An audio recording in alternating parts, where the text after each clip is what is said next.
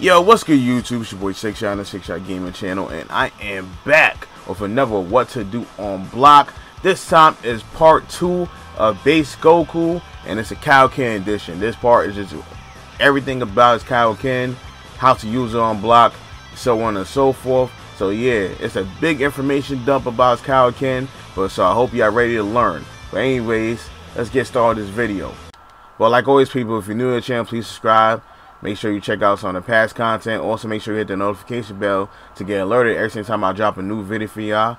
Also, if you want to help support my channel, make sure to check the description box below. There's plenty of ways to do so. But yeah, let's get started. So, when you activate Kaioken, depending on the level you're on, Kaioken is a super that gives you a certain amount of follow-up attacks into an ender. And with each button press, you get a whole bunch of different follow-up attacks. So when you're on level 1 Kaioken, you get 3 follow-up attacks. And for the way for you to be a level 1 Kaioken, you have to have all 3 characters alive. So you get 3 follow-up attacks, and then you get the ender, as you can see. So there's another level of Kaioken, and that's times 3 Kaioken. And actually this one, you have to have 2 characters alive instead of 3 characters.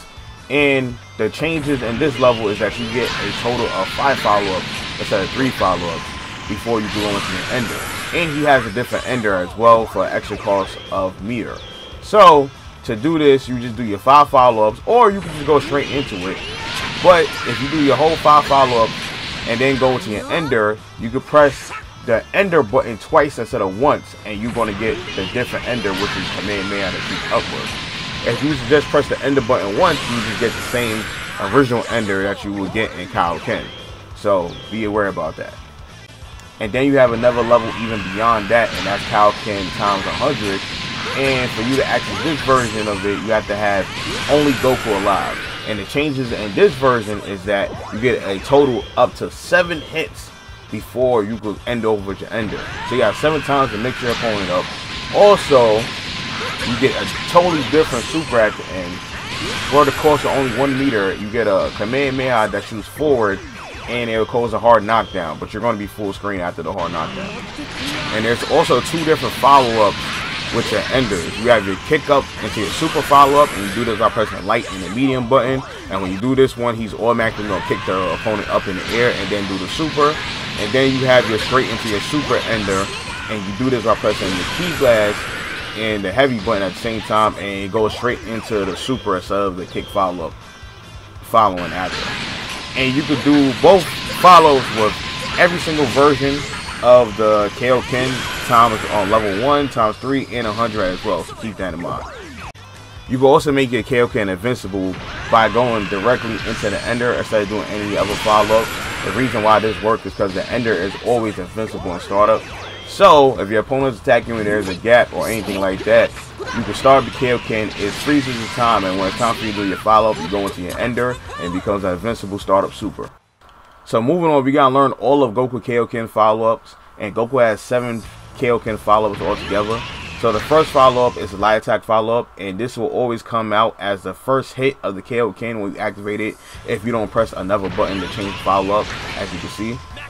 So then you do, that's the light attack follow-up. So then after that, you have your medium attack follow-up, and you do this by pressing a medium attack with no directional input, and it crosses your opponent up.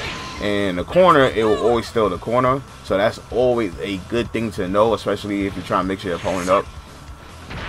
So the next follow-up is this heavy attack follow-up, and it's a command grab, and it's pretty on the slow side.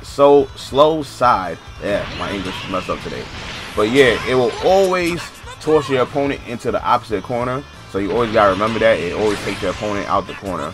Then the next follow-up is the key blast follow-up, and it's a full screen key blast energy wave, and it's pretty fast. So after that, we have our directional input follow-ups, and the first one is down and light. Down and light is an overhead attack, and if your opponent is blocking low, they will get hit. So always remember that. And this also hits full screen as well, so it's a good move to close the distance. So just keep that in mind. So our next follow-up is our down medium follow-up. It's just like a regular down medium, which is a low. This is a low as well. So that's me messing up on the input. But yeah, This is a down medium and it hits low and it also hits full screen as well. So keep that in mind as well. Our next follow-up, which is the last one, is our down and S follow-up, and it's a Ki Blast attack that he shoots straight up in the air. You have to really be right up on your opponent to catch it because it won't hit. And also the heavy doesn't have a follow-up at all. So just remember that. Another thing is that during the startup activation of the Kaio-ken, if you don't press a button, you're automatically going to get a punch.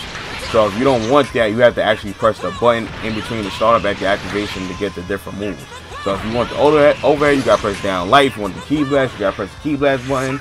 If you want the low, you gotta press down low. If you want to go straight into the ender, you gotta press the ender button. You have to press these buttons during the animation startup of the Kaio-ken, or you're always gonna get the punch. So make sure you do that. Another thing is the Kaio-ken basically has auto combos with the follow-ups. When you repeatedly press the light button, you're going to get the punch into the overhead, and when you repeatedly press the medium button, you're going to get the cross-up into the low. So that's always going to happen when you press the button over and over and over. It's going to become an auto combo. So you can do the easy way and do an auto combo if you're doing the hits, but you get more damage when you do it different ways, like if you do different combinations, so on and so forth. So moving on, now we're going to talk about how we can incorporate Kaio-ken on block and a couple ways how you can punish it if you don't cover it up a certain way. So with the first follow-up with Kaio-ken, which is the punch, there's a gap in between. So if your opponent's pressing buttons, they will get hit. But since there is a gap in between, there's a whole bunch of ways you can beat it out. One way is just by reflecting, and once you reflect, you stop all the other follow-ups. He's going to go into that power down state from the Kaio-ken, and you can easily run up and punish just like so. You can also vanish in between the gap, as you can see on screen. Also, you could do an invincible startup move like a DP, level 3 super, or any special move or super move with invincibility on startup, like Goku's own Kaio-ken attack, and once you go straight into the ender. So keep that in mind. So the next follow-up is the overhead follow-up, and there's a gap in between that as well, and you can reflect easily as well because the overhead is a little bit slower, so you can actually see the overhead coming and reflect just like so. And since he is airborne as well, you can easily down heavy the down light overhead as well. So the next follow-up is the medium attack follow, which is the cross-up, and since you have cross-up protection in this game, if you reflect one way with this move, you're still going to reflect. And even if you do mess up on reflect and end up getting the Ki Blast out, the Ki Blast will beat it out. This follow-up is not that great because it's very slow, and there's a whole bunch of stuff you can do to beat it out. As you can just see, I waited for him to land on the other side, and I could beat it out with a down medium. So, yeah, another thing you can do to beat it out, well, so a couple things you can't beat it out with is a down heavy, because if you think you're going to down heavy this move, he's going to clearly jump over. So even if you wait, the down heavy is a little bit too slow to beat it out. So yeah, never go with the down heavy to beat it out. You can vanish, but sometimes if you vanish too early, you will vanish right back into the attack. So be aware about that as well.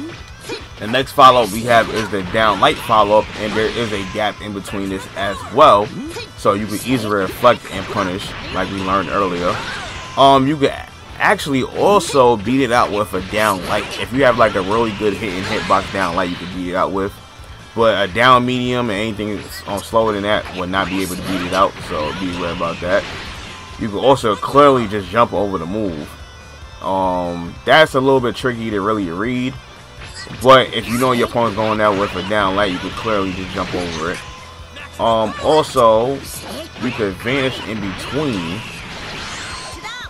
but you completely miss with the hit. So that's one thing you gotta watch out for. So the next follow-up is the command grab, and the command grab is very, very slow. So you can easily just wait, see the command grab coming, and punish accordingly, because the command grab is pretty slow. So there should be no reason why you should be getting hit with this raw command grab, because it's really slow. As you can see, you can take a ton of time for it to start up. You can do a whole bunch of stuff. You could super through it, you could down medium through it, you can do whatever you want through the command grab portion of it. So the next follow-up we have is the Ki Blast follow-up, and this follow-up is the fastest follow-up, I believe, and there is a gap in between, but even sometimes if you're not correct on that button press, if your opponent's not correct on a button press, they won't. It kind of act like a true block string at times, but there is a gap in between this.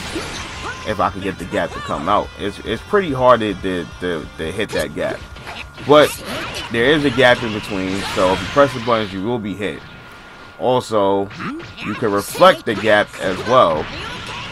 Let's see if I did it this time, but you cannot vanish through the gap. The Ki Blast is just too fast for you to vanish through the gap, and like I said, the timing to reflect this is kind of hard, but you can definitely reflect, as you see, and it keeps you in place like if it's a command mail, and you can punish accordingly.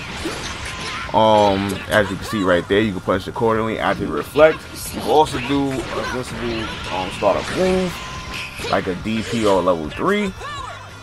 Also, you could just block the move altogether, and once you block the move, if they don't do a follow-up from there, you can punish. But if they used to do a follow-up, you're gonna get hit. So just keep that in mind. But let's say if they use this move as the last hit of a follow-up, so you can easily punish. And now you're going to learn the proper way to mix up your opponent on block with the Kaio-ken, and that is with using a assist to lock down your opponent.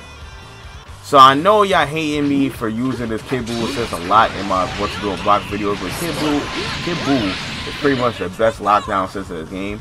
That and in Gold Tanks. Vegeta was up there, but now he's not no more. So when you use the Kid Buu assist in your block strings with your Kaio-ken, you're able to get a full-on all three hits mix up in the very beginning. So that's very, very big. If you was to use another assist like Goku, you're only able to mix your opponent up at least one time. One of the better mix-ups with this is going for a command grab after the first initial punch. But you gotta watch out for that, because if you go for the command grab, your opponent can interrupt you during the startup of the command grab, as you can see. I'm trying to go for the command grab and my opponent can hit me out of it, but if you connect with the command grab, you can go into your combo from there. So if you feel like your opponent, you do that mix up a couple times and you feel like your opponent's going to try to hit you out that, then you could mix it up with other moves as well to hit your opponent for trying to attack you out the gaps.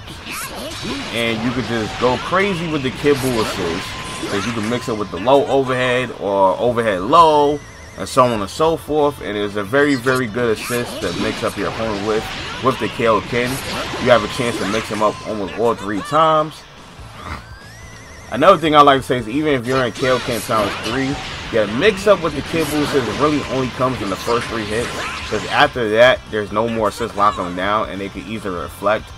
So just be aware about that as well. Another thing I would like to recommend is don't use standing medium.